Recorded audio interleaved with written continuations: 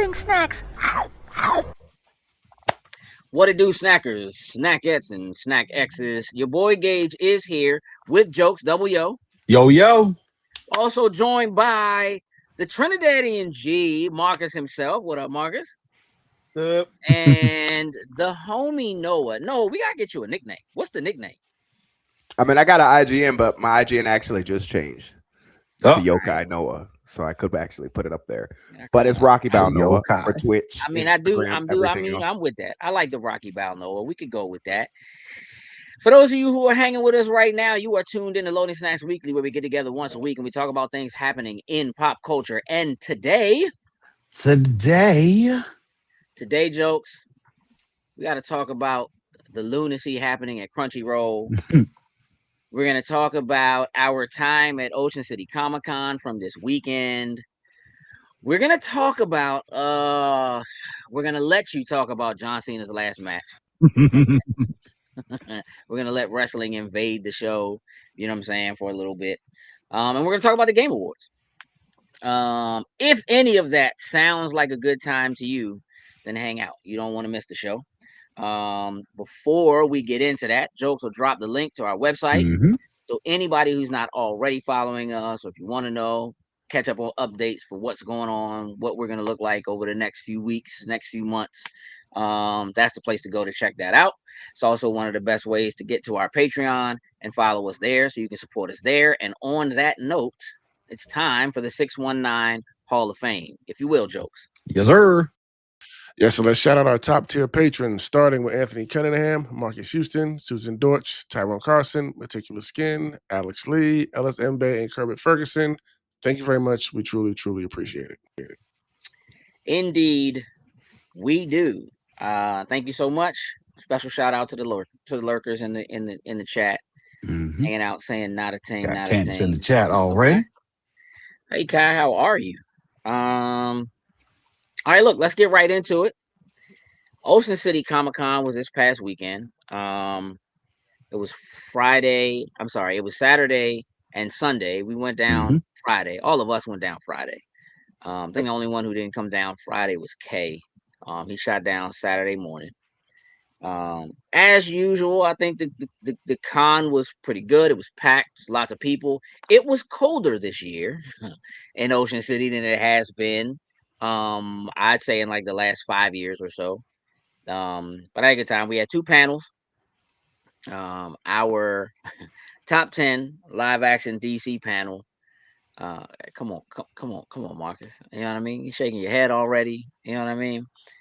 We'll get into what that list look like, as well as our being comfortable being a geek panel. Jokes. Run down what the top 10 ended up being at that panel right fast. All right. So number 10 was The Suicide Squad. Number 8 was Aquaman. Or excuse me, number 9 was Aquaman. Number 8 was Batman 66. Number 7 was Batman Returns. Number 6 was Wonder Woman. Is this the... Yeah, that's right. Number 5 was Superman. No, this is off. Hold up.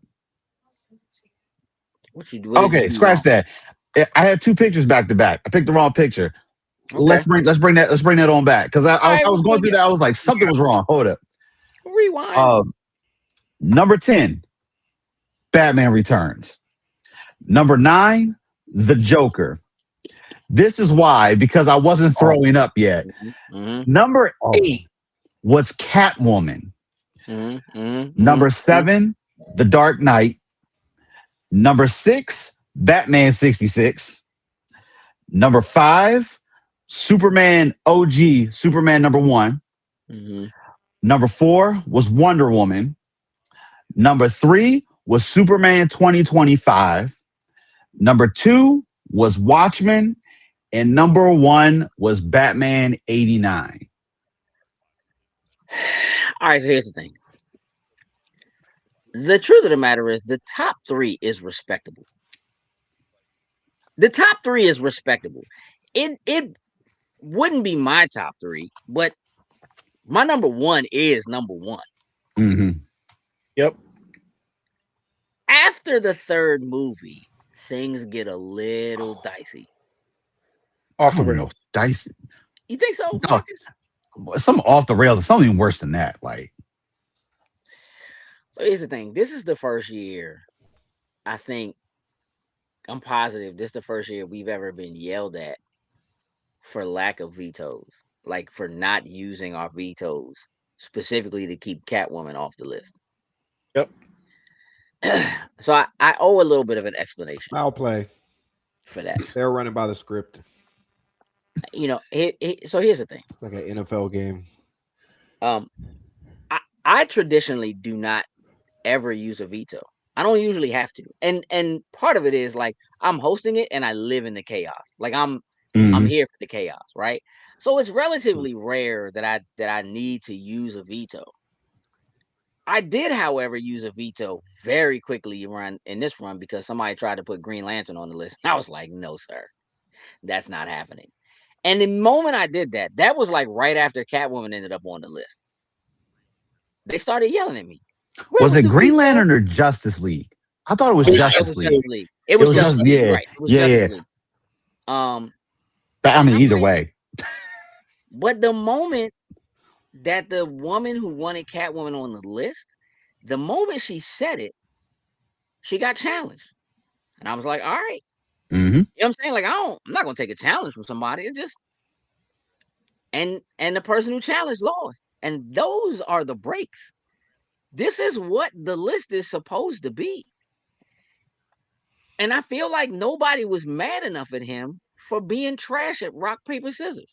No, I was up front. I was like, why'd you lose? What are you talking about? No.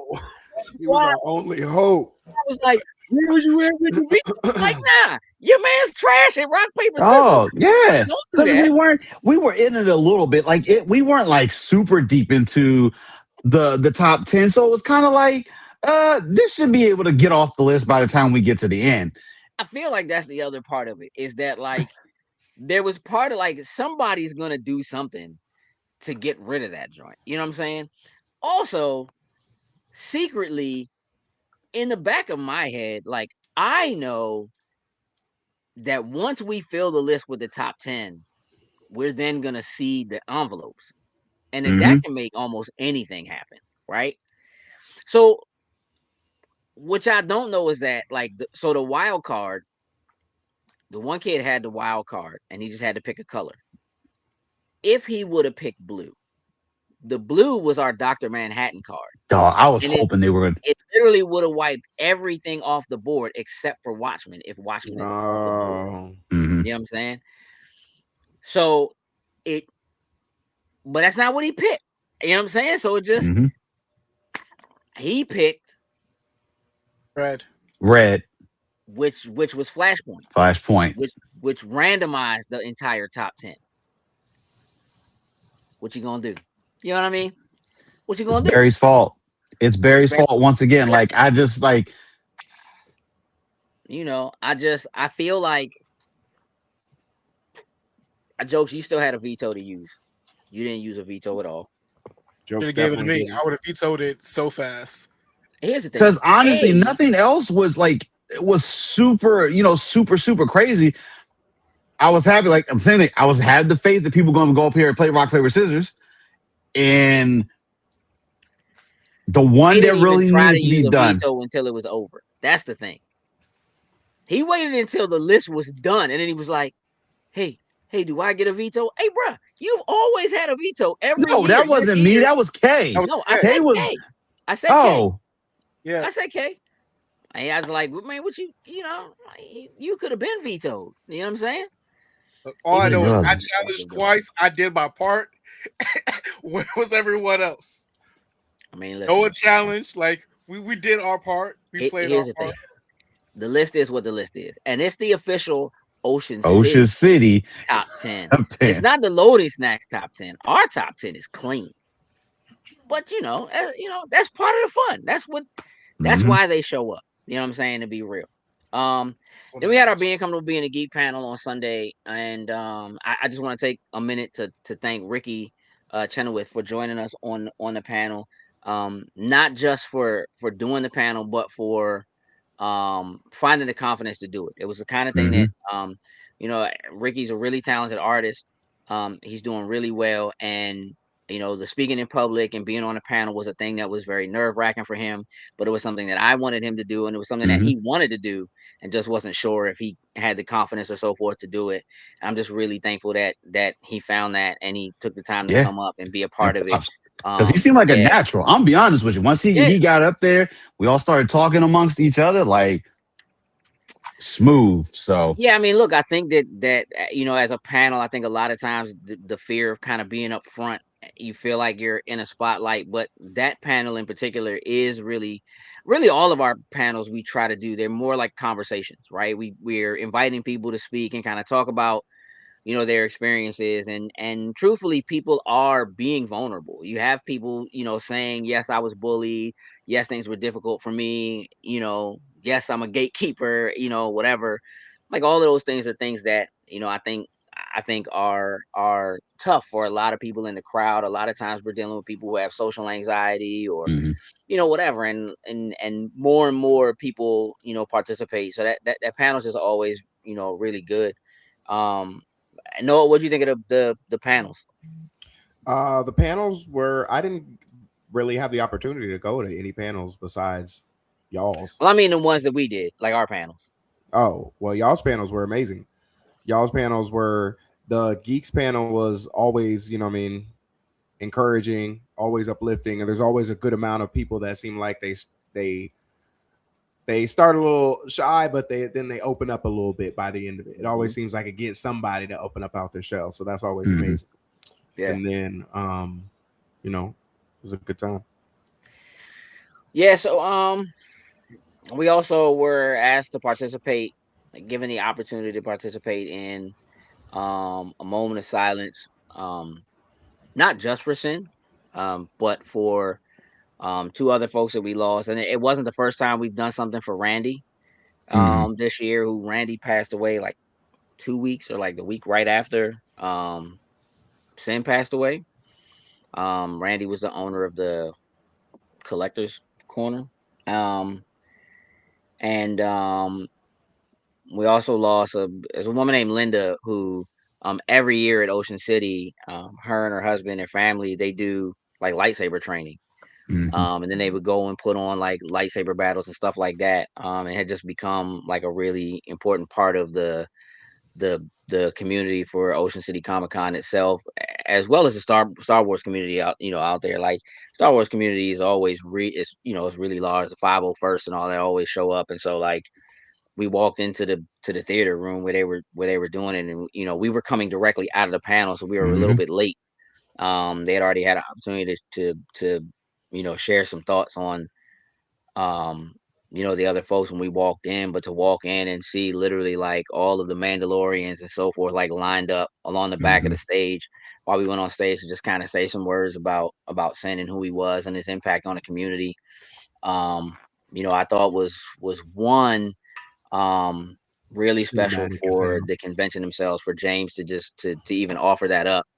um and again, it just kind of speaks to the impact that but more specifically, Sin was having on the community, and just the kind of the way that people felt about the way that he made them feel. And it's a special thing. But the one other thing that I'll say about it, and then I'll give y'all the opportunity to speak on your overall thoughts. A standout moment for me really was, there's an artist by the name of Kevin Bulk, who last year I asked him to do a caricature of myself and Sin and Frosty and Gabby, who we were the only four who were there last year. So he did that for us, and it was really cool. We all really liked it. We posted it, and whatever. And when Sin passed, he was one of the first people to comment and to say, that he remembered. And again, we're talking, this was last January. This was the first Mhm. time we ever met him. We didn't even really shoot an interview with him. We just kind of talked to him. A lot of what he does is like 80s style kind of cartoons and drawings and stuff like that. It was our first time meeting him. and he drew the artwork for us. We went back and picked it up. I mean, we didn't see him or talk to him. We didn't run into him at other conventions or any of that kind of stuff. And it didn't pass until August, and then um, I just, again, because he was one of the first people that directly messaged us or said something, um, following that, and remembered, doing that artwork for us. I went to go say hi to him, and to just kind of thank him for reaching out so early. And he handed me a new piece of artwork that he made, that you can look on our Instagram and see it. It's actually sitting behind me, but I'm not gonna grab it. But and it almost broke me. You know what I mean? Just the thought that somebody, again, the impact that someone has. He literally said to me, when you guys posted what happened, it literally felt like the universe lost someone.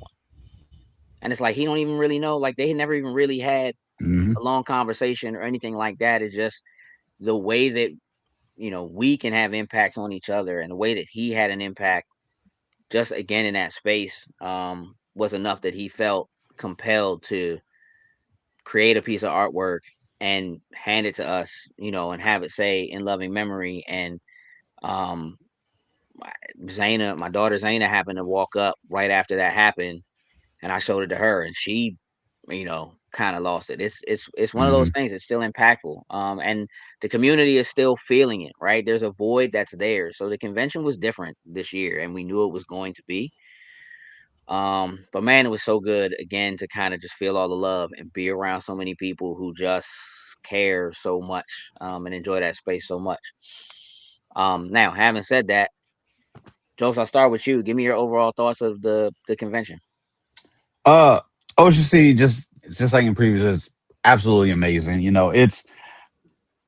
It's one of those, like, it's, we feel like it's family everywhere we go, but things, it's hard to even put it in words. Like, it's just the overall vibe that Ocean City provides. I know a lot of people, when you hear a convention in Ocean City during December, you would think that it's probably going to be, ghost town, the city in a sense, yes, but the convention is popping every single year. It gets bigger and bigger every single go around for Ocean City. Um, it's always great with everyone that we interact with there, whether it be new people, folks we know from the past. Shout out to James and the crew. Like, always amazing when we get to talk with them. Um, and we see some familiar faces, but then things, we see a lot of different stuff, which I really like about Ocean City. For it being contained in their convention center in a certain area, you would think to see a lot of the same things over and over and over again, but they're able to keep things very fresh in there, which I like. Definitely Right. some familiar things that we see each time we go, but then there's a whole bunch of new things that's in there for it. But overall, great time. Um, from our perspective, it was different in the atmosphere of how we were there. But I think for all of us being together and being able to experience it all as one collective unit like we did, I think made it even better than what Yeah, it would normally actually be for us when we go. for Actually, I sure. got hold on. Let me throw up a couple of jumps because people have been chiming in as we've been. What up, Zay? What up, B? All right. Frosty. Yeah, that con withdrawal is real. What's up, Kidlet? I see you got that, Lit, that lit. holiday special. I think it might have just ended. Did we miss it? Hopefully that's still going. If y'all follow Sam, she's selling off some artwork. I saw some stuff was already sold out. It's pretty dope. Um, Marcus, it's your first time at Ocean City Comic Con, right? So Yeah. give me your overall thoughts and impressions of the convention and just the time over the weekend overall, and then we'll follow what you know. Sounds Yeah. good. So as far as the convention went, I had a really good time, especially with the crew and being there for like the first time and interacting with everyone. I would say Yeah. it's a very good mix of artists and people that are there. The cosplays were really good. Saw Mm, a couple Five Nights at Freddy's, some mm, Arcane. So it was a good mix, and just the vibes just felt like it was just good to be there. Weather, not so much, but it is what it is for the time period. But overall, like the game room was solid. Like I just had a really good time just being there and just seeing what was around and learning the venue is like that. Like their theater room is huge. I did not expect like the convention to have such a Mm-hmm. big, Mhm. robust theater room, and so that That was a really nice theater. so yeah. Yeah. All right, Noah. This convention was cold. It was definitely cold. I'm glad the heat in the building worked well. Yeah. Cause it was cold, man. It was Mm-hmm. unbearable. Mm-hmm. I saw That some people wind. pulling out their whole cosplays and putting them on inside because it was like, I'm not coming in this tutu walking in this cold. But the building was good. The size like of the convention floor and stuff like that. It was a good turnout for the space. Mm-hmm. Good vibes as always. Good convention vibes. Nothing crazy happened. I noticed that this place had a good variety of stuff that piqued my Mhm. interest. Over the Mm. last like 2 years, I haven't found really nothing outside of Quentin's table. Shout out to Quentin. But Yeah. outside of his table, I really don't find much that piques my interest anymore at cons just because I have so much from cons Yeah. that it's like Yeah. Mhm. I got to deal with what I got before I get some more. But this one, I truthfully am proud of myself. I didn't go over budget. I really only got Yeah. a couple things, but That's what's up. there was a lot of things that I saw that were like they just had a lot of variety of stuff that I thought if I didn't already have a bunch, I would Yeah. ball out. Yeah, Okay. that was good. And it was good being there with everybody. That Mm-hmm. was our first with my time with the Loading Snacks crew, my first away con with y'all. So Yeah. that was fun. Yeah. Dough rollers is peak. Hey, bro. Dough rollers Hey, is can we peak. talk about Dough Rollers wings Hey, one bro. time? No, I wish I had a Everything dough microphone. rollers Listen, is I wish peak. I had a regular mic so I could just pull it close. Like, dog, those wings, and it was Dough different. Like, rollers is so good. we go to so many places, and you'll have those same, just Old Bay wings, like the things you see everywhere. But it was I just haven't like seen that flavor. No, What was that it maple maple bourbon? bourbon was like way maple out Right? there. bourbon. Right? We took a Way chance. out there. Took a Come on. chance. Hey, Like, listen, and that gamble It paid worked. off. yeah, Took a gamble and it worked. it was They so. weren't as they weren't as good in the hotel. They weren't bad, but Nah. straight out the fryer, oh my goodness, that crunch Yeah. and Chef's everything else was Yeah. good too. The pizza was good. Yeah, That open The frosted. I should yeah, have got the the Frosty. Miss Yeah, Hendy's with That's because you ate Garbaggio. them 30 minutes later. You attendants go Yeah. bad ain't quick. no worries. You It's here all now? good. Yeah. You It's here all now? good. The Um. pizza was Yeah. I good. will. I will This say is this. always good. Of Miss course, you too, Sam. Miss Kaylee. you too. Um. This is the first year. Like our perspective on convention is we get around to a lot of the space. Mhm.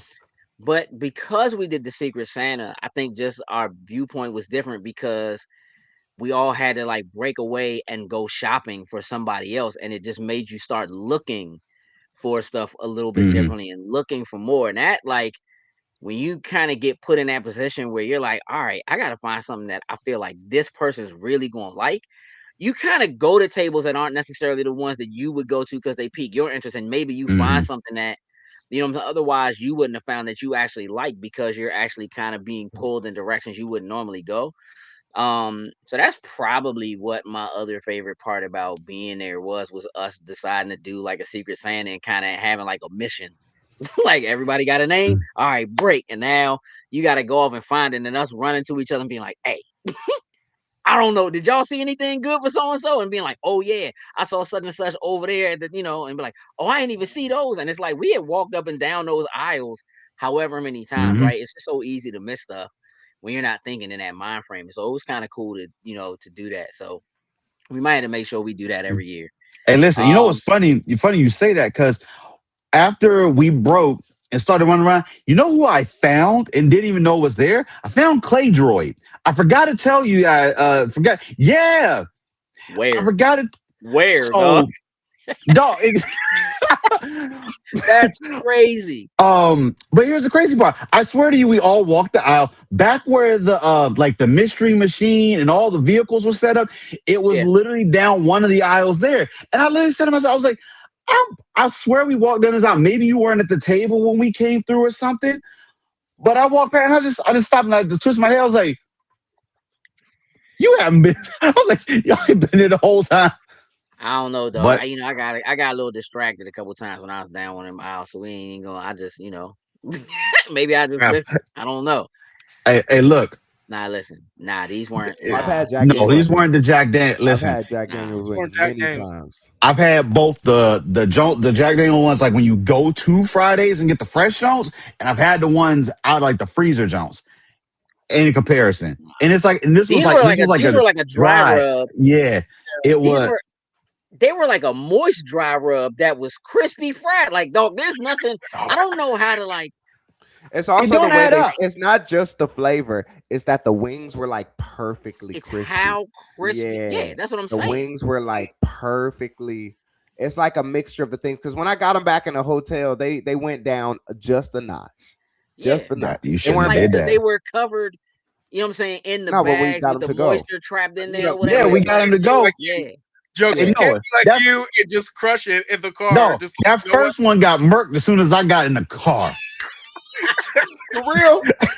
Hey, Oh as soon as my I got in the goodness, car, you I popped animal. that box open and started eating that joint on the way back. You bro. animal. Like, I can't wait. Bro, you're right. We He's should have so done the same bro. thing, Marcus. We should have done the same thing. We should have done the same thing. Honestly, we should have done the You're same right. thing. I can't lie. You're right. All right, look, We should have done the we're same gonna get into some talk about Crunchyroll, but before we do that, we have to take a moment again. Frosty, Gabby, and Tatiana, NK were all with us. For all of us to be together at the convention was awesome. It was a really good time. But today is Tatiana's birthday, so we got to make sure we give a birthday shout out to Tatiana. Shout out, Boo. Yeah. You know what I'm saying? Like, Happy birthday. that's den Happy mother. You know what I'm birthday. saying? We got to, you know what I'm saying? Turning 21. Happy birthday. You know what I mean? So yeah, happy birthday to Tatiana. Let's talk about Crunchyroll. Look, got the anime experts on the dial right now. And I have snap. questions. We got us in a Zelda try gram. We right here. Facts. The whole So Crunchyroll, the last day of the year, December 31st, they are ending their free ad-supported tier. It's going away, right?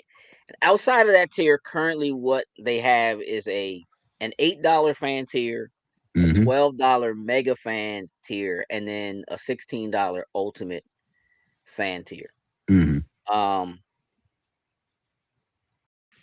First things first, I'm gonna say what I think is happening because I don't really have a leg in the race, but I'm always into the business of what they're doing with streaming and dollars and all that kind of stuff. Of course. My gut says to me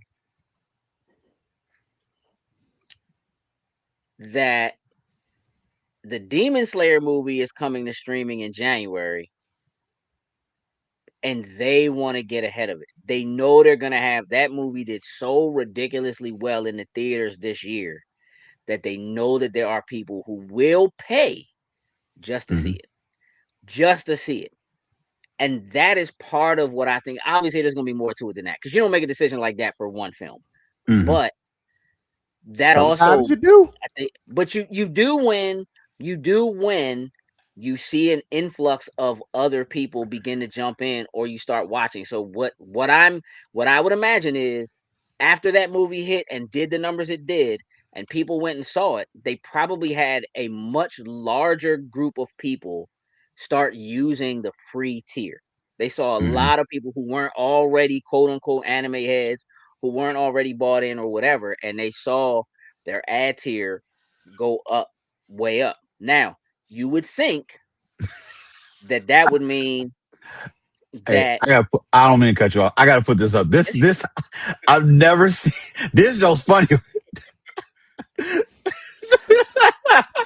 Wait a minute. He said every stage of beard growth is crazy. fact. I would have been the final Fact. stage, but I just shaved.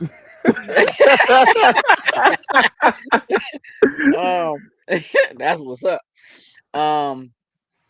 Yeah, man. Like you would think that means though that they're making a lot of money in ad revenue, and that would be a good reason for them to keep the ad Keep it. supported tier, Mhm. right? So there's got to be something else afoot.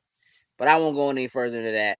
I'll let y'all kind of talk about what you think maybe is happening. I'm gonna start with you, Noah, because I know you kind of have a hard out. We want to get your information, you know, get your opinion on it and what you think is going on with it on this. So why do you think they're getting rid of that tier? I think that Demon Slayer is definitely a catalyst or a reason in the list of reasons. But Sony, I think all the major changes you see in anime right now is a large influx of people coming to anime.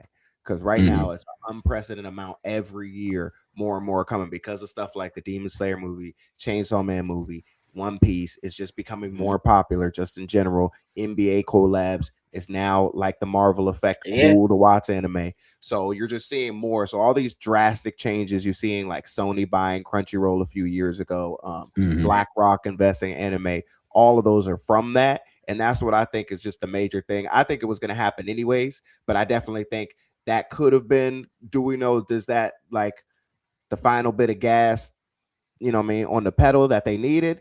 I think that's very well likely. But Possible. They also I just think purchased what is it? High Dive. They High just Dive, purchased yeah. they just Which purchased is another streaming. High Dive was either purchased by them or gonna fail because that service was horrible. But they I think that's what's happening. I also think that it's a likelihood that they could see, because the ad revenue is definitely a factor, but it's a likelihood that they could see either not enough people are using it that it really even matters to them because now they'd make a lot more money from the subscriptions, or it could just be simply we want to get more subscriptions and it's a lot more people watching anime. So it could be we could be overanalyzing. It could be as simple as that. Like we got 100,000 more users this year, all of them are on the ad tier, or a lot of people are. Because I personally, in my personal experience, which doesn't mean anything to stats, nobody I know uses the ad-free tier unless you just forgot to pay your subscription. Right. I mean, the ad tier. I'm sorry. Right, I've never met a person who does. But your folks are anime folks, like they're yeah, and that's why I say right? that doesn't mean anything to the stats. So, right, in my personal experience, but well, I feel I like think most people buy an ad-free version if they're using a subscription like regularly. Like if you're using it once in a while, maybe. But nowadays, who's using a subscription with the ad version versus a free version?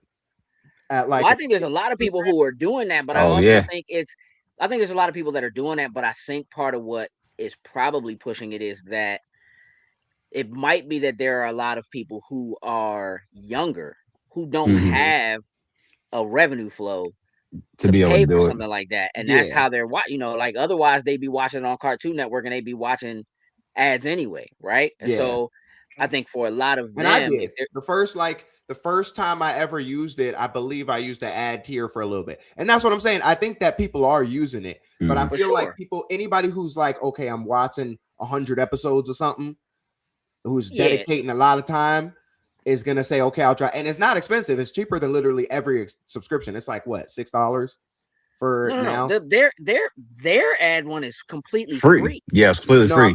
I'm saying the base tier subscription. Oh, the fan tier, $8. It is cheaper than all the other subscription. Like if you go Netflix, Prime, anything else, it's cheaper than all of those. It's like $6 or $8. Well, that's the other thing is I think that there's a price hike coming to the tiers. Yeah, anyway. Probably.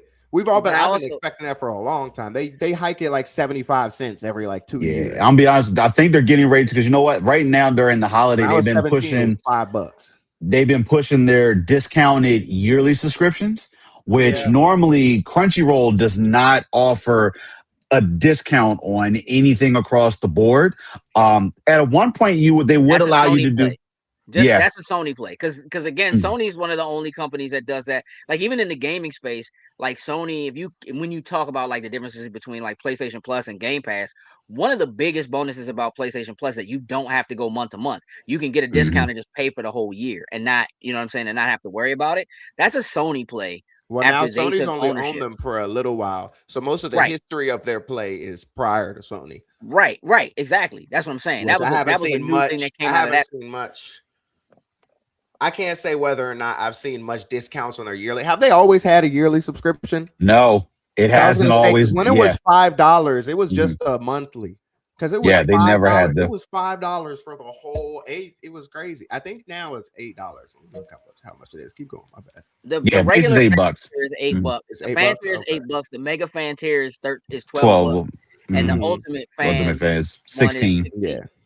Right. So what I'm expecting is that all of those prices are going to go up, and there may be a fourth tier added that is going to be a paid ad tier. That's what I think is coming. At least the first tier is going to go up because the other tiers don't add anything besides like they're like battle pass stuff. Like the main tier, the base tier gives you everything. The second tier doesn't give you like Hulu, which gives you like 4K or anything like that. Right. So I can see So like the super fan edition staying the same, but the base tier main going up to difference is that 10. they did make it. They did make a switch because because now you get the manga part with the upper two Yeah. that you didn't get Oh, also you can download. You can download to watch when you're offline. And then offline. depending on how many screens you want to be able to watch it on simultaneously, fan tier, they only give you one screen. So if it's just one person for whatever, cool.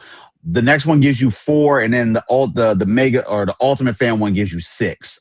So depending on how many people potentially you have on the actual one for it, it's kind of where it dictates at. Which If they've you never been buy stingy about. Like it no, might kick you off, but you can log back in. They won't say, "Hey, you got too many." It'll just kick you off. You just log back in.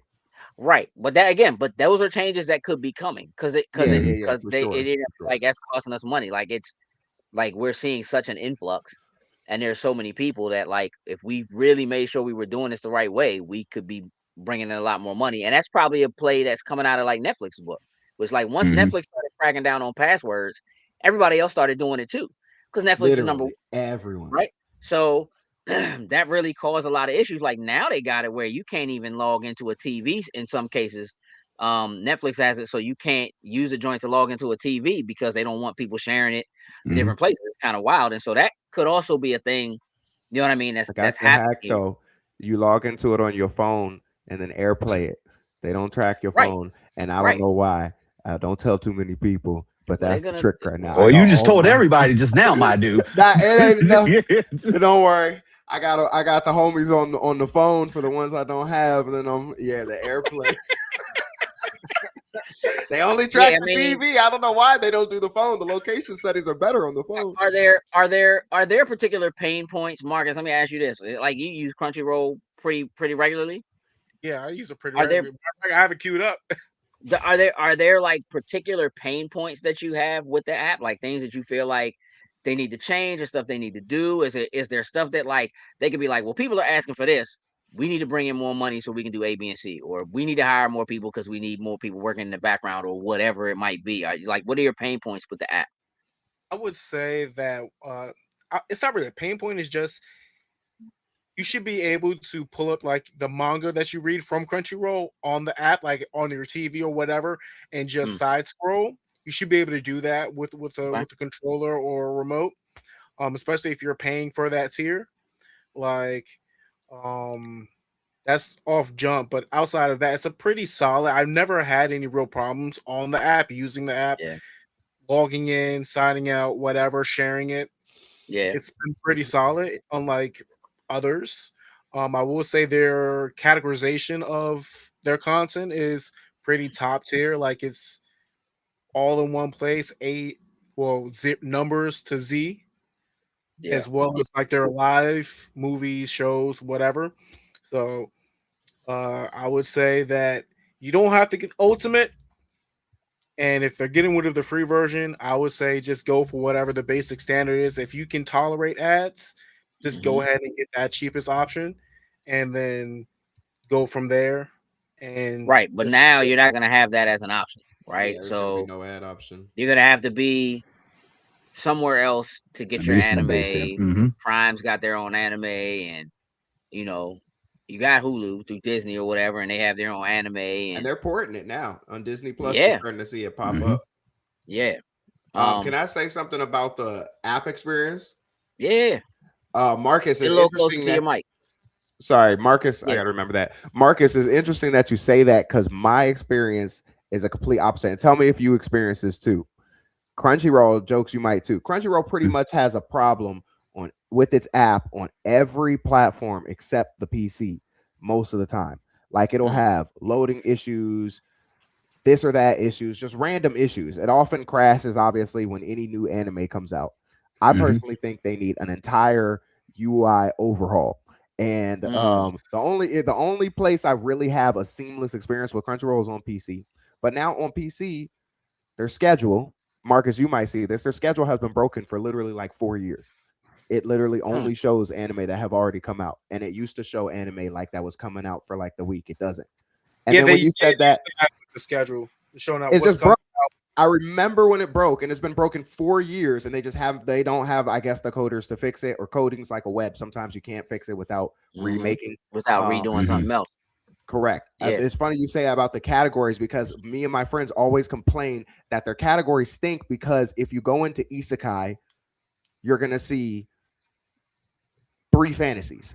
But if you go into fantasy, you're going to see the same 3 fantasies. And if you go into adventure, you're going to see the same 3 fantasies. And if you go into this and that, it's not like Netflix or like Hulu where it's like, okay, if I go into this category, I'm only finding this anime. It's like each category has, I think it's like an AI that does it. And then they already have their problems where they've been accused with AI subs. So I think they personally need a whole UI overhaul. And that could be an expensive thing. That could be another reason. But as we know, like Netflix has that beautiful UI. Hulu's is good. Disney's is good. Prime's is good. Well, Prime's is questionable. Nah, I hate Prime's, but I was gonna say Prime's is actually probably the Prime's worst. is technically free. True. Yeah. But like it's difficult. We all know it's difficult to find stuff. It's weird. Prime's is weird. Yeah. But I think they need a UI overhaul, and I think that certain things for that. But what do you think Needs money. about anything I said, Marcus? I mean, I definitely agree with you as far as like the scheduling standpoint. Is like that has been broken. Like I stopped. I was like, yo, what's supposed to be coming out like on Crunchyroll like this season? They don't show it until it's come out, and then it shows what's on the schedule. So I definitely agree with you on that point. I do agree that it does run like seamless on PC, but I've never had any problems doing it from my phone on like a major title. For Xbox, I used to have so many issues with it. Yeah, I think they've resolved a lot of the Xbox stuff because mostly when I watch Crunchyroll, it's from my box. And like was that before or after Sony made the purchase? I was gonna say, do you remember? Does anybody? Because I haven't. That's true. I've been on PC for like 5 years. I recently got PS5, but do we remember a time when it was horrible on console? Because I had it on PlayStation 4 and I had it on Xbox, and we always complained about how bad it was. Me and my buddy. Yeah, it was right before they started allowing you to have like avatars for your character. Like you didn't really have a lot of those options. I would say before that, there were some difficulties in navigating and do all that. I would say they did a polish, probably is a better word. They've done a polish. They haven't. And it made things run a little bit smoother. Like the crashing of like when things like come out, that's a server issue. And like you would think by now that they would learn, like when One Piece releases big episodes, Dragon Ball released big episodes, you would want to kind of open that bandwidth up a little bit more. But at the same time, it's not if it was every single episode that would be crashing it, it's one thing. But it's literally, we've advertised that, you know what, Goku is going Ultra Instinct for the first time. Naturally, it's going to crash it. Or that was like the first crash, but now it's like 4 times. I mean, that's not really a problem. I was just listing it as a. Yeah, I get it. But that was Goku was the first. Now it's like 4 or 5 times a year. It's like Attack on Titan did it, but it was all big. It was all big moments that were, I would say, they were advertised correctly, and it put it out there. So more than just like a lot of those Crunchyroll people would know, so they knew, hey, I got to get on this, so I could be able to watch it. Because I think, like, kind of tying in what you were talking about a little earlier, I think Demon Slayer, like how you said, is a catalyst for this. But I think what is happening is because, like, say, Demon Slayer has gotten so big and so popular, what Crunchyroll did with the free tier, a lot of the newer content you can't watch on the free tier. Yeah, so it was like, say, if there's like 4 seasons out, you may have access to season 1 and season 2. And there's a lot of people in the world that are super patient enough to wait for those things to come through. But when you have something along the lines like Demon Slayer that absolutely decimated in theaters, you could watch I think all the seasons were available because there was such a gap in between the last season and when the movie came out. It's kind of that shift now, like, oh, hey, hold on. We need to get that stuff out of this free thing and get it into the paid tier. So these people are actually subscribing and coming in here to watch this versus you watching the whole entire Demon Slayer seasons up front before you get to the movie. The movie was not going to be available on the free tier. I can tell you that right now. Yeah, That would not have been there. Free tier will be gone by the time the movie comes out because the movie's not coming out until January, right? And then it's gonna be, and that tier will be gone. It's just gonna be a matter of whether or not they replace it with something different. That's the thing that I'm wondering is are they literally just getting rid of it, right? Technically, right now they already have 4 tiers if you include the ad tier. If they just kind of bump the pricing up on everything and add a price to the free one, and just like, yeah, the free one's going away. Technically, the free one is the $4.99 tier. You know what I mean? Or something like that, right? They do something else because almost every other place that has, oh my goodness! Look, almost every other thing that has ads, you pay for it. Like in a lot of the streaming services that have an ad version, you still pay some amount of money. You know what I mean? You're paying and you have ads, which is kind of crazy, but it's what they do. Even though they're making ridiculous amounts of ad revenue. Y'all know how I feel about ads. I don't want them. So if I can take pay my extra couple bucks, they're not gonna be there. I almost had a conniption over the weekend, bro. Y'all were killing me. You know what I'm saying? I can't do ads. It's bananas. So, you know, I get it. Like, but considering that Crunchyroll really technically started as a pirate site, like it was a pirate site. Like, let's just keep it a buck. You know what I'm saying? The piracy's going to go. It's gonna fly off the handle. It's gonna get really real again, right? Like for all the people who know how to do it and who do pirate, the sheer number of people who don't, who like that's not even a thing in a wheelhouse, right? Like, you know, look, we see people coming in and buying the, you know, the fire sticks. I'm about to jailbreak this joint, blah blah blah, whatever. Like, you know, like we know that stuff happens. We're in the loop. But there's a lot of people who just ain't in that loop. They just don't. They just don't. You know what I mean? Like they just don't even know. So like, you always kind of weigh that kind of a thing when you're like, well, you know, yeah, we'll just get rid of the free one. And like all of the people who do know how to pirate, be like, y'all tripping. Y'all just gonna make us go.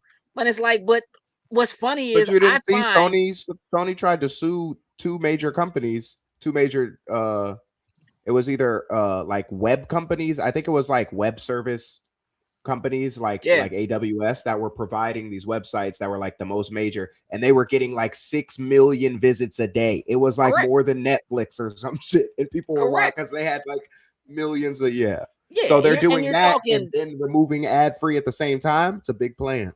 It's a move, and like if they do it, and they'll know they're doing it. You know what I mean? And again, like almost like literally half the internet runs on AWS. So if they have an issue and they gotta go to them, they'll go to them. You know what I'm saying, or whatever, and they'll start pulling stuff and shutting sites down. If they start feeling like Nintendo at all, Nintendo don't care. They shoot cease and desists everywhere. All the the thing time. that's odd to me is that like physical media is making a comeback, and that makes me feel like this is also possibly a bad idea. But it could be that they're like, nah, we're gonna start pushing some of the physical stuff again. And if they play the cards right, just the ad revenue they could get from a paid tier could be enough for them to put just the slightest freebie, a card that could be different in every, you know, DVD you buy or you know what I'm saying, Blu-ray, whatever, 4K joint you. If people start going back to physical, which again is becoming a thing, that could be a whole different play. You know what I mean? And when you're involved in any way with somebody like Sony, like people forget that Sony's like for all of what they do in hardware, and when you think PlayStation, whatever, like Sony's really their biggest wheelhouse is music. They're like the 3rd biggest owner of IP of music in the world. So like they know that stuff really, really well and can kind of play in a wheelhouse with that kind of stuff. That Sony made all of Fox's stuff forever. Like if you ever let a Fox DVD play all the way to the end, it would say Sony at the very end of the joint. Like they control a lot of that kind of stuff. So there also could be a separate play there that we just can't see. You know what I mean? And like we're just on the consumer end of it, like feeling the like, dang. For the most part, what's crazy is that I've seen, it's serious when it starts popping up in my feed because I don't really care about the anime. You know what I mean? Like it's just not, that stuff doesn't show up in my feed. But when it starts popping up in my feed, it's a big deal. And then when I look at it though, I'm like, nah, but the people who are reporting on it, y'all aren't pirates. Y'all are paying. And y'all are talking about how bad the piracy is going to get. And it's like, well, but y'all already paying. Like, and most of the people who are just doing it free, they might not care enough to pirate it, to jump through the hoops. Like, you just got to make it simple enough. And a lot of people won't jump through the hoops. You know what I'm saying? So, we'll see how it turns out, man. I'm not, I'm always interested in stuff like this because anytime somebody who is a major streamer that has a very niche content specifically like this, what they do always affects the way that kind of content appears on any other streaming service that has it. And anybody who's able to kind of loop more anime or do deals or something like that to get that kind of stuff where they are, they can take advantage of a change like that when people start to get like, whatever, like I'm not gonna pay for this and I already got Disney Plus, and then Disney's like, well, we on Hulu and we doing a deal with whatever, so we'll just start to loop some of that in, and that brings more eyes in on Disney, and then Disney as a whole is getting more views, and that means that they increase what it looks like is their market share in terms of like the views, right? So like we talk about what's going on with Paramount and Netflix and WB, and now the argument between them is that Netflix is saying that when you look at the numbers, that if you let Paramount get a hold of WB, that they own too much market share, and they're talking like ownership of like the Hollywood studios and the IP and so forth. And from Paramount's perspective, they're like, well, if you let Netflix get it, you're taking the number 1 streamer and the number 3 streamer, and you're combining the two of them, and they own too much of a percentage of market share in terms of views on a monthly basis, right? And so Disney's in the middle of that play somewhere. And so if Disney in any way is affecting what's happening at Crunchyroll because of the ties that it has to Hulu, then any additional eyes that get to see that stuff because it happens through Hulu means that Disney looks like they take a larger market share, which is part of why they put ESPN and Hulu into the same app with Disney Plus. So you're not just Disney Plus. When they talk about Disney Plus, they talk about it as a whole, including all 3 of those. Now you're talking about more eyes and more on that platform, which takes their money up for their shareholders. You know what I'm saying? Like it just makes the optics are very different when something like that happens. And so big picture is it could be something like that. It could just be like, look, Hulu's in their ear going, listen, get rid of that free tier, man. You know what I mean? Like y'all are going to get money because y'all, have people doing stuff with Hulu. Hulu's tied into Crunchyroll, and we're going to have more eyes on it. You know what I mean? And what better way to have people and start getting more kids into anime than to have them already watching the stuff that's on Disney? You know what I mean? And then they happen to see what's on Hulu. Oh, Disney's going to be huge for kids in anime because kids are on Disney Plus probably more than most other streaming services besides Netflix, obviously. Right. But that's what I'm saying. So when you talk about the long game, if you get rid of it, again, if the free tier is mostly younger people who don't have their own revenue stream and can't get their parents to pay for it for them, they're like, I'm not paying for you to just sit in here and watch anime all day so you can do it without ads when there's a free version of it. When that goes away, if the only way for them to do it is by Disney Plus, which their parents probably already have or might be willing to consider doing because it's something that the whole family can do. Now dad's getting ESPN, you know what I mean? You got Disney and Disney Plus. Y'all can go back and watch the old High School Musicals and all that, but now you also have access to all the anime. All right, well, now I'm willing to do that. You know what I mean? And that could be what that play is. Like Hulu Disney might just be in their ear, like, look, man, just get rid of the free joint. You know what I'm saying? And they'll swing over here, and now we pick up more of the market share. And it could be a play just like that. Yeah, most definitely. Most definitely, I agree. Oh, hey, All right, Noah, hold look, on. man, I know you got a bit of a heart out, bro. You got to get out of here, man. So that's cool. I appreciate you jumping in with us to talk anime and talk about what's going on with it. You know Thank what I y'all mean? for Feel free to having join us me. anytime. Oh, I'm falling 100%. Of asleep. course, of course. Yeah, man. Next I know. time Hey, I'll man, have some yourself. more energy. It's all good. It's all It's good, all Y'all bro. good, bro. stay I know you got to blessed. get some stuff done. Until So, next time. All indeed, right, man. indeed, All indeed. right. Hey, B, hold Um, on. Ellis has entered the chat, so I yeah, throw up. interjection. It's Nah, like, not at all, bro. I just, you know what I'm saying. I just grab it at night and I braid it up. You know what I'm saying. I braid it, and then when I'm done, you know what I'm saying. I leave it like that overnight, and then I take it out, and it just, it's a little crinkly, and it is what it is, bro. You know what I mean. Gotta walk with a little smooth on it. All right, man. Look, let's talk Game Awards real quick. I don't. We don't really need to talk about the whole. Did either one of y'all yeah, watch Game Awards? I watched it. I watched Did a little you? bit. Okay. I feel like that's what most people did. Watch a little bit, or maybe popped in here and there, because it's like 3 hours. Hmm. It's a pretty lengthy show. All things considered, and it's been like that. Like I think you know what to expect, kind of going in. They have the early, like the pre-show, where they give away a Hmm. few awards, and they do, the main show. I will say that I think that this Game Awards was the best one they've ever done, and Hmm. that can tend to fluctuate.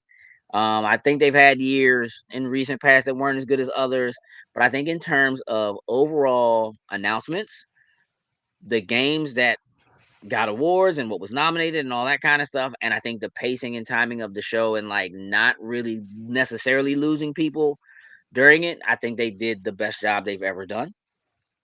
Um, but we got to talk about Clair Obscur Expedition Oh, 33. sweeping Um, up. Wept. yeah. They won 9 awards, and I'm just gonna run down what they won. Hmm. So they won best indie game, they won best performance, they won best art direction, they won best debut indie. Which the difference between them is that if you're an indie studio, you're up for best indie. Hmm. Debut indie is this year you're a brand new studio that has never released a game until this year. So they won both of those. So they got best indie, best performance, best art direction, best debut indie, best score and music, best RPG, best narrative, best game direction. Now, if you win all those things and you don't win game of the year, it's rigged. Hey, it But they don't. did That's set up. win game of the year as well. So, real talk, shout out to Clair Obscur Expedition 33. We sang that game's praises from the first time we saw it before we even got to play it. Um, it's beautiful. It's so well done. Um, they came out recently and said that it was very inexpensive for them to make it. They found a way to do Hmm. it, very inexpensively, which is great because that means they made good money. It also was on Game Pass, so a lot of people were playing it at no additional cost. But I'm sure that there was money that was given to Hmm. them by Microsoft to offset some of that. You know what I mean? Which was good for them. And then they topped it off by dropping a DLC, like Shadow dropping a DLC the same night. Um, which again, not super easy to do if you're a small indie team. You know what I mean? Hmm. Putting something together like that. So I just think it's really dope, and it speaks a lot to what is happening within the industry, where you're seeing a lot of layoffs, a lot of really large companies struggle and work for 7 or 8 years to try to put something together that comes out, and then they want to charge you $70, $80 for it because they worked so long on it, and they had so many people working on it, and then it doesn't necessarily hit, with the way they hope or the way they expect. And so I think that those kinds of things are forcing certain types of innovation and forcing teams like this to do things that are there's nothing that's really new about this. Hmm. A lot of what they're doing in it I love so much because it borrows things from some of my favorite games. Like it is really technically mimicking a lot of the gameplay and strategies and tactics and so forth that come from other games that are games I really like. Um, However, it's a very new and unique story. Hmm. That's unlike anything I have ever seen before. And I think that makes a lot of the difference. And then of course you add the score and you have, the voice acting, and I mean you have, Daredevil himself, Charlie Cox on, Hmm. on the game. And I don't even think he was nominated. No, I don't. I think he had one. I feel like he was because I remember seeing If that's his. the case, then it would have been best performance because Probably so. But Jennifer, I can't think of her last name. It doesn't matter. Like she ended up winning it. Ben Starr was also up for his role in it. In that, so they were up for 12 awards, but that was because 3 of I think the 4 nominations available for best performance were for them. Mm-hmm. Like all, you know what I mean? That one game for all that, which is again, it's just shout out to them. But of course, while we're there to see, what wins game of the year and what takes what kind of awards, really, we're there for the trailers, right? What kind of announcements are we going to get? And I don't think this year was disappointing at all. I mean, jokes, 2 new Star Wars games. 2 new Star Wars games. Let's take a look at the trailer for Star Wars FOTOR, Fate of the Old Republic. Like, I'll be real, this game is probably at best 5 years out. I think I was like, 2030. Super early. For the release date. That's no less exciting. We're definitely talking PlayStation 6. Yep. Type game here.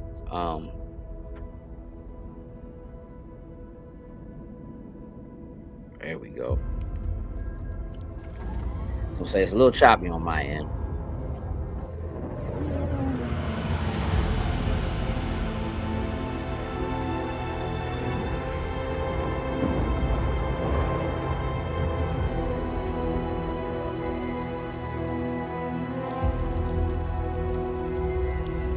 Uh-oh.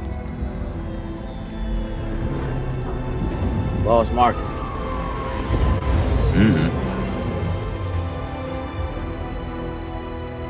Maybe he'll jump back in.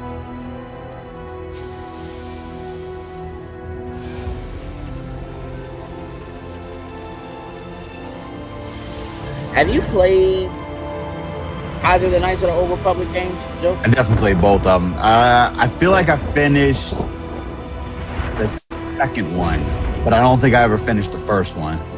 Okay. I mean, they're supposed to be doing a remake of it. It's supposed to be coming out. They say they're still working on it. I guess we'll find out. Yeah, this is playing really choppy for me though, but it's no good.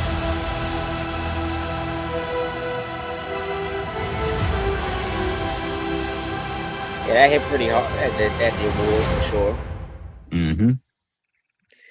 And it's a big deal that Casey Hudson is doing it. There's Marcus. Let's come back in here. What's up, buddy? There's what it is. Right. Say my man was on dial-up. Somebody picked up the phone, started hitting buttons, messing with the signal. Yeah, I mean, listen, that joint looks dope. But again, we don't have any real idea of what it's going to be. We just know that technically it's a spiritual successor to Knights of the Old Republic 1 and 2. Casey Hudson, who was game director on those games, and then went on to do Mass Effect. And Effect. Anthem came in to try to help on the back end of those, though. Spent a lot of time at BioWare. So him being the director is certainly, gives a lot of people some hope. But again, we're they're targeting like 2030. And it wouldn't surprise me if it doesn't even hit by then. So we'll see. I'm excited to see it. I'm excited to hear about it. But, they did have another Star Wars announcement that was like pod racing, which looked really dope. I mean, it's like made by the people who made like Burnout. Like, it's like those teams. It's like, well, that's kind of perfect. You know what I mean? Like, that's, what I want to see. Let's try taking a look at this trailer for Control Resonant. Jokes, because again, the last joint was choppy, but let's see how it turns out. If not, maybe I can run it. We'll see. Do you feel it? Something is coming. Yeah, it's pretty choppy for me, Joe. Is it playing choppy for you? Seems smooth. Marcus, what about you? What does it look like?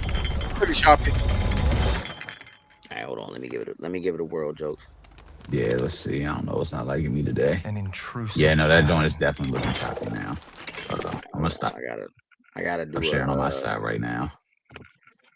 I gotta make a quick switch. We're gonna see if I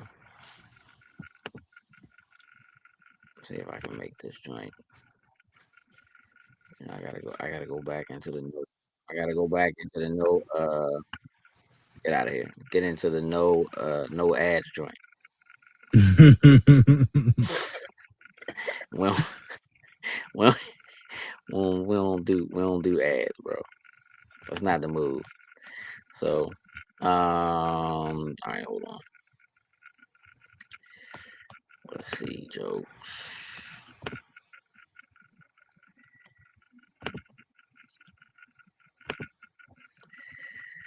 All right, give me a second.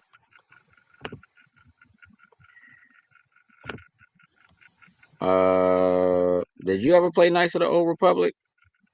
Either one of them, Marcus? I think I played 2, like briefly, on my Okay, PC, and then I think I never finished it because other stuff came out, and I was just like fully invested. got it. Okay, that's fair. All right, let's see how this works. Do you feel it? Nah, it's definitely better. Something is coming.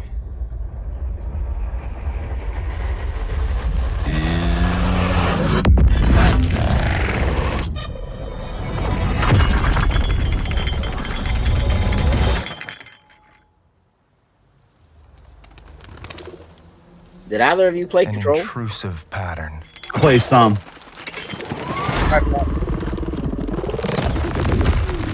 Of staggering power.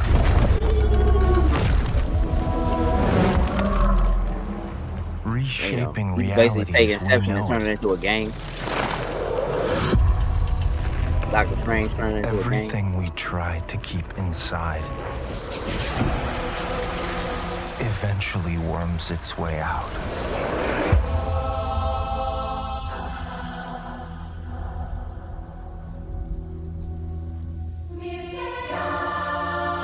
Control room.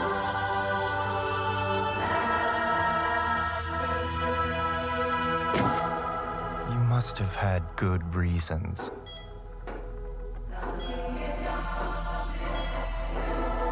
But we were not prepared.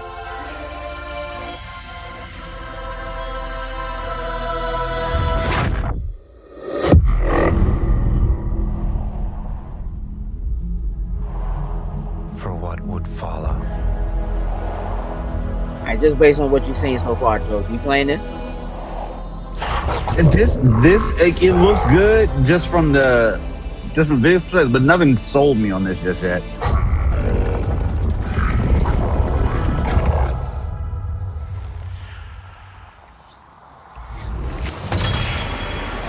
Oh.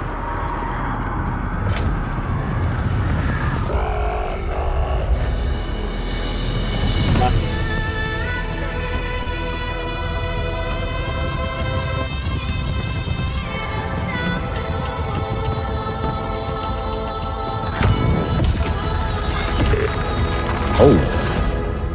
Yeah. Oh.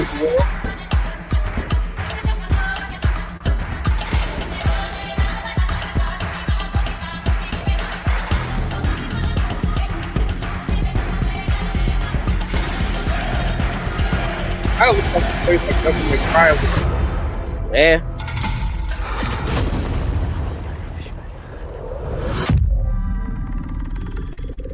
No, Yeah. dog. I'll play it. Don't look like. Pace yourself. It's gonna get weirder. Yeah, I'm with it, dog. Hey, but that one should be. I guess would that be Game Pass? Was the first one originally Game Pass, or was it added later? It was, but it I don't know. I bought it, so but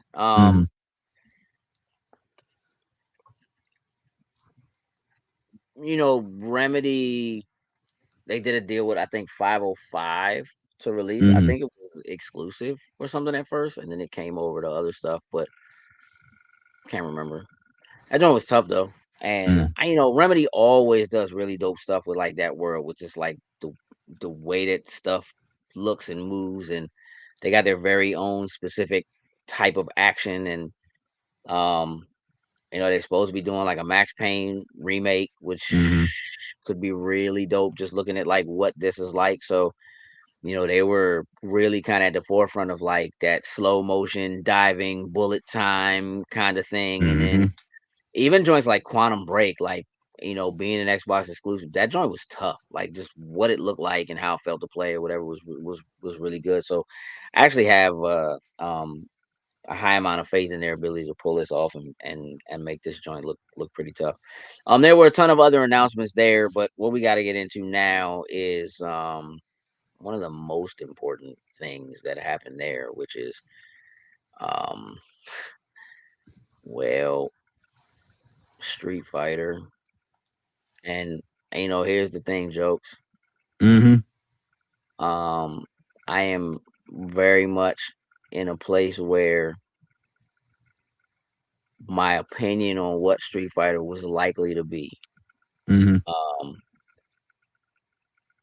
especially as they were announcing like who's going to be it. They brought out Good almost fighting. entire cast, or whatever, and I was just like, I feel like this joint is going to be campy, and it might be exactly what it needs.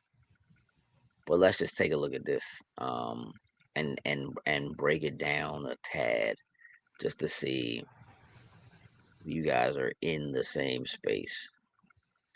All right, here we go.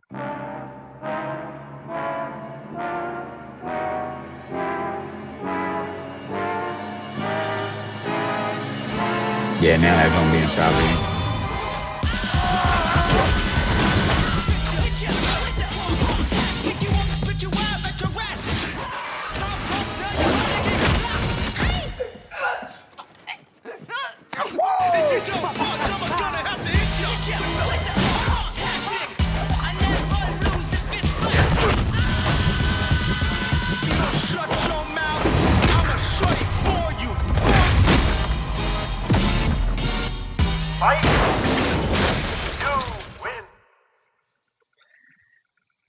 I mean, bro, I'm basically at a place where there's no way I'm not going to see this in the theater. Mm-hmm. There's no way, dog. I'm gonna tell you why. It happens really fast, jokes. But did you see Chun Li's thighs? Got the I'll little let you thickness on the thighs. listen. Let me just tell you something. If you're gonna do it, you have to do that right, because it's become so signature, right? You Mm-hmm. you have to make up for that. So the first Street Fighter movie was trash, but we went because Street Fighter was like, it Mm-hmm. was what it was at the time. So like we went to the theater and we saw it and we weren't happy about it, but then we still bought the Street Fighter the movie, the game, which Mm-hmm. what I'm saying, had the live action people in it, like trash, bro. Then they did the Chun Li movie Mm-hmm. with Kristen Cruitt, who was from Smallville, and she's tiny. And right now, dog, if you ask anybody what is a signature thing about Chun Li, bro, That's gonna it's the be. thighs. You could say the outfit. It's not the outfit. It's not the outfit. It's the thighs specifically. Ryu, if you give him red gloves and a white gi, you got your guy. You got it. If Mm-hmm. Ken is in an orange gi, you got your guy. If Zangief has on draws and a hairy chest, you got your guy. You know what I'm saying? Dawson, if the face is right and the man is brown, you got your guy, right? The only person they don't show is Blanca. Mm-hmm. Did you see Akuma in that joint? Did you peep it? Yeah. Okay. There's a lot of wrestlers and UFC people. It like I'm trying to give a little extra for like as wild as it looks because Mm-hmm. it feels like they're doing the right thing in terms of getting people who actually have martial arts backgrounds. Mm-hmm. You know what I mean? You have former UFC fighters. You know, like obviously you got wrestlers, Cody's in it, and Roman's in it, and all that kind of stuff, right? So like I have, and basically everybody else who's in it, almost everybody else who's in it, has a martial arts background at some level. Mm-hmm. That extends a certain level of confidence for me in this possibly being really good. You know Mm-hmm. what I'm saying? Like in a way it doesn't have any right to be. And if you're going to allow them to destroy a car, It's gotta be. then we're already in the right place. You know what I'm saying? Like we're kind of where we need to be. Now, Street Fighter's not your thing, right, Jokes? Yeah, I mean, I play Street Fighter a little bit, nowhere the amount of what you have played it. Of course not.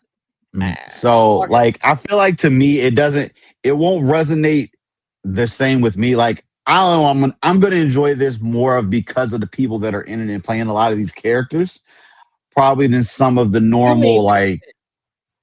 you said. You mean 50 Cent. No, I'm not going to see this movie for 50 Cent. I'm sorry. Not sorry. You going for the thighs. See, I told you, Jokes. Marcus shook his head, but he just admitted it. You know what I'm saying? Listen, listen. Hey, listen. Heather Let me said, tell you something, hold Marcus. on. No. Listen. See what I'm saying? Yeah, Heather. Thick thighs save lives. Chun-Li out here saving lives. Let me tell you something, Marcus. Go back and watch that joint. And you watch her do them Street two spin Fighter. kicks in the desert, dog. And I was like, wait a minute. Who is that? Run it back. Wait a minute. They might have did this right. I don't know. Here's the thing. I don't really know the woman who's playing Chun-Li in this movie. Mhm. I know that she has a background. I don't know that her thighs really look like that. Like if they went in and like CGI this woman's thighs to be Chun-Li, they are doing the right things, bro. Like they're like, all right, like that the person who's directing this used to direct like one Eric Andre is in this show, but used to direct like episodes of Eric Andre show. Like, and I don't know if you've ever seen that show, Jokes. One, you don't have any Didn't patience. watch it like that. You're it's way too grown for you. But also, the show is nuts. They just break stuff like all the time. They destroy desks. Like it's ridiculous. And if you put that kind of person as the director on it, like, all right, Mhm. we literally just watched Guile flash kick somebody through a brick wall, and them bricks looked like they were made out of foam, and Mhm. there was no flash on that kick. Because y'all know as well as I do, Cody Rhodes can't do that. Nope. And here's the thing. I need to see it on the big screen. Agreed. It has to happen. So right now, all we know is 2026. That's it. How old was Jokes Hey, when the the anime first joint, movie the came out? second joint, Jokes was like 4. nah. Are you talking about the first one? The Because the second joint came out. anime. The second joint, yeah, the second joint came out like '94, if I'm not mistaken. Yeah, I mean, we were in high school, Cuddy, so Jokes was probably 3, like 2 or 3. It was like 91, 92 when that joint came out. And yeah, Jokes doesn't know. That again, that's why I asked. I've Like, seen it he's not really a now. Street Fighter guy. I'm not. No, I'm just saying. Like, it's not even the game. Like, yeah, I'm Yeah. an anime guy, so you should have seen that joint. It's one of the best anime movies ever made, and I stand by it. Especially for the time and for what it was, because you just don't expect to get good stuff like that. Yeah, man. I have to. We have to do this. Like, we have to do it. Group outing? I'm not. Sounds like a group outing once they announce it. Yeah, no. Here, listen. This is what I'm thinking, and y'all can just like hold me to it. I think we need to rent a theater. I think we need to rent a theater. I think we need to watch the movie, and I think we need to play Street Fighter on the screen. That's what I think needs to happen. So count me in. Let's do it. Sold. You know what I'm saying? Like, I just feel like I'm gonna make a phone call. All right, look. This is the part where I relax for a little bit. I'm gonna check my emails. Y'all talk about John Cena's last match from this weekend. You know what I mean? I'm gonna mind my business. You know what I'm saying? Yeah. So while we was in Ocean City, John Cena was here in DC, having his final match versus Gunther. I know there's a lot of mixed reactions. Like, Marcus, you and me had the discussion on the Finisher podcast. Match was fine. John Cena did lose said match. He did, with a smile. With a smile on his face. And let's be real, like, it's not anything new. Like, typically someone's leaving out, they're retiring, they lose their final match. So for Cena, this was kind of like, ironically, he tapped out, and his motto is, never give up. So I think this was kind of like the, that true ending significant, like saying, hey, this is the end. I tapped out. But the smile on the face thing was really funny. I actually think overall, it's the story. It's like, I have nothing left in the tank. I'm going out with a smile, with a tap out. I feel that's like a symbolic thing. I feel like that was like an intentional, like, not only is he enjoying it, but it's like, I have nothing left. Like, this is it. Yeah, there was a lot of enjoyment, because there was times where I feel like both Gunther and Cena kind of broke character during the match, where you saw where, like, when they were executing certain moves, there was just smiles on their faces, like, halfway through the match, like, different things. So they clearly were having a great time having the match. I think overall the card that they had surrounding it was actually pretty solid, and was definitely worthwhile of being on the John Cena final match card for it. Like, by all means, this is not going to be the last time that we see Cena. Like, we know he has signed a new deal with WWE to be an ambassador. So yeah, he may not be stepping foot in the ring anymore, but this dude he's still not going to be going anywhere for it. A lot of people are, upset because of the fact that he didn't win this match. But let's be real. This last run that he did, he won. He won his 17th championship, which put him over as now being the current person in sole first place of having as many championships for it. Finally won an Intercontinental Championship. You took it from my man. We don't. I know you're upset. Like, it's fake. He won the Intercontinental Championship finally, which gave him the Grand Slam moniker finally in his whole entire career. So there's a lot of pluses that happen outside of just him losing this one match. And even though there's some fumbles, I think, in his last run, unfortunately, with the Rock storyline and Travis Scott, like, overall, I think his last run was pretty solid. I think he got a respectable way out, especially because a lot of people, when you're in professional wrestling, sometimes you don't get to leave out under your own terms. And the fact that he was able to close this book, I think was a great thing. And Kay, of course, chime in. He still should have won. Forget that. Now, Kay, I will tell you this. If he'd have beat Gunther, and that kind of would have put Gunther in a bad spot again. Like, Gunther has had an excellent run as Intercontinental Champion and the World Heavyweight Champion, and he's been kind of off TV for a good while.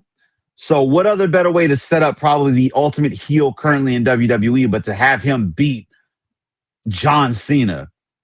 And he sold that last night on Monday Night Raw. And I don't see him slowing down in the slightest. Hey, you're supposed to. Yep. And now you hate him more. Hey dog, you gotta read that because comment, bro. so I hate that guy. They don't care. That's the way. That's how you know wrestling is working. Hmm. That's how you know the storylines are working. You know what I'm saying? You know. But Definitely a overall, it was, good. I think, match was great. It was a decent way to end. Everyone came out to the ring to celebrate at the end of the match, even though he lost. Cody and CM Punk came out, actually presented Cena with their titles.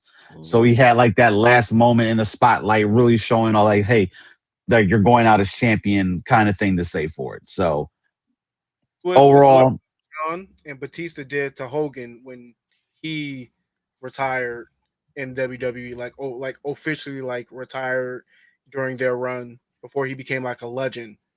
mhm, It was a kind of like a callback moment to that. It's just like the level of respect that everyone has for John Cena is now being paid forward, and that was realistically them giving him physically his flowers. mhm, Quite literally, and said it. Look, man, it's dope to have an opportunity for somebody who had the kind of popularity and the kind of run that someone like Cena had. I was never a mhm, fan of Cena. Um, as a wrestler, I am a fan of Cena as a person.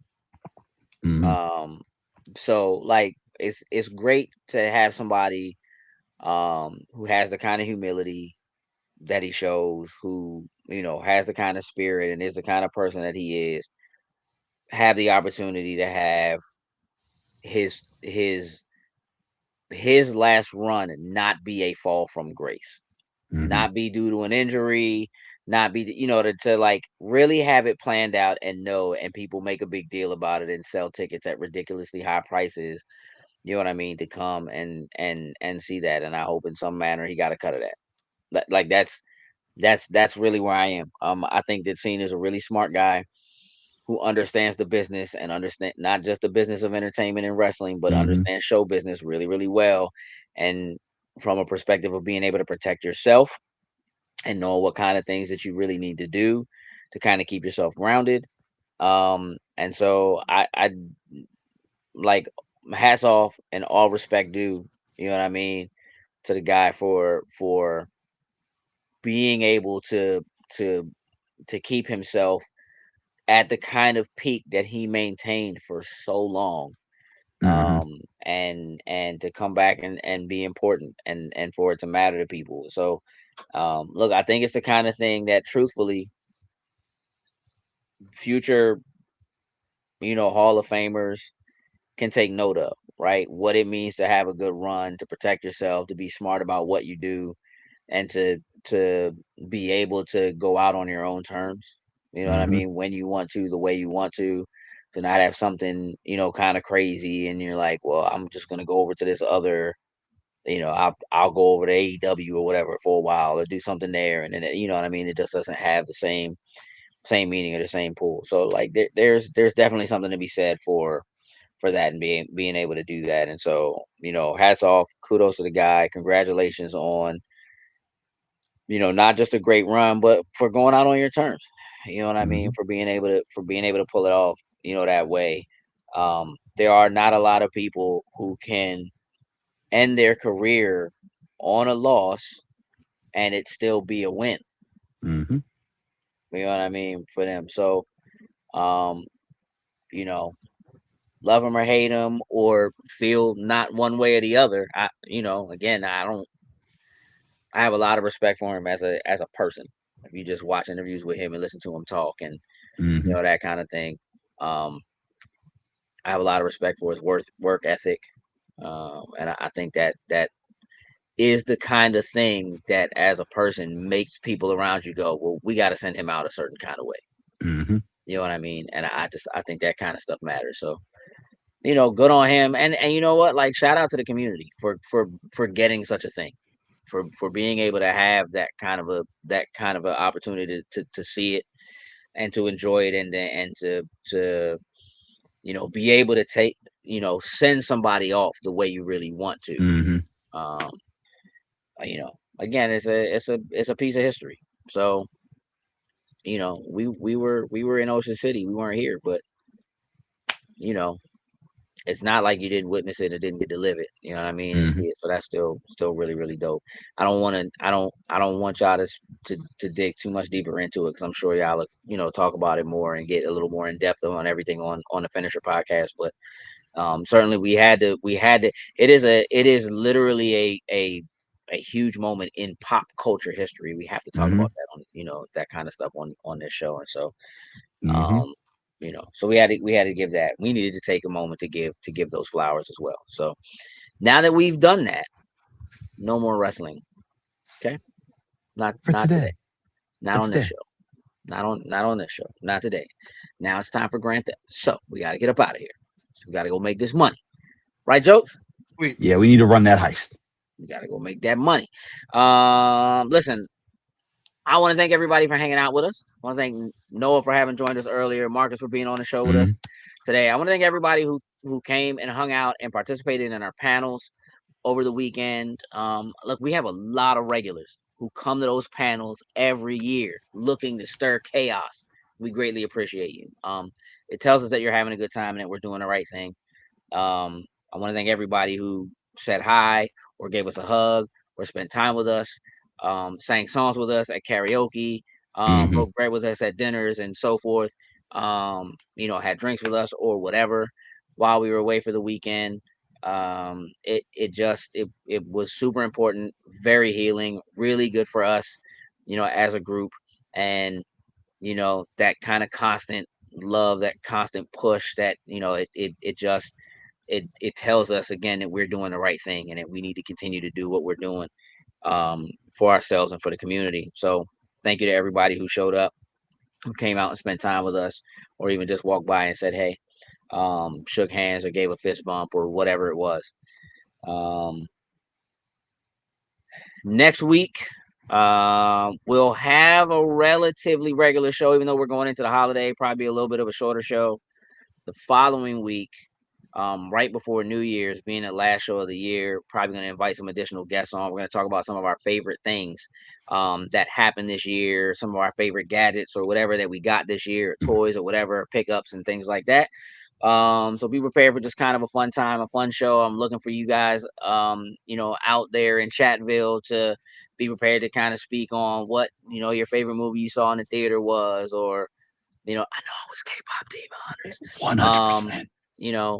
What soundtrack was your favorite? I know it was K-pop Demon Hunters. Just, maybe even your favorite wrestling moments or something like that. But, yeah, we're gonna kind of do our favorites of the year kind of episode as we close out the year and get ready for the new year. It is almost 2026, so looking very forward to next week's show. Thank you, Jokes. Thank you, Marcus. No problem. Thank you to the lurkers that are out there watching but not chatting. You're very important to us. Jokes, tell the people what I need them to know. Remember, y'all, just because you have a well thought out plan doesn't make it a good idea. With that, we're out. Toodles and lose.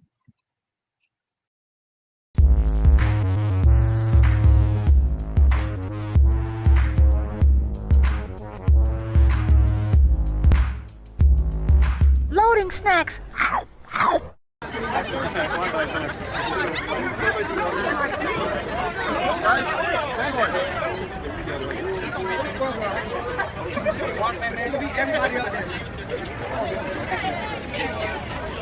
Tighten it up.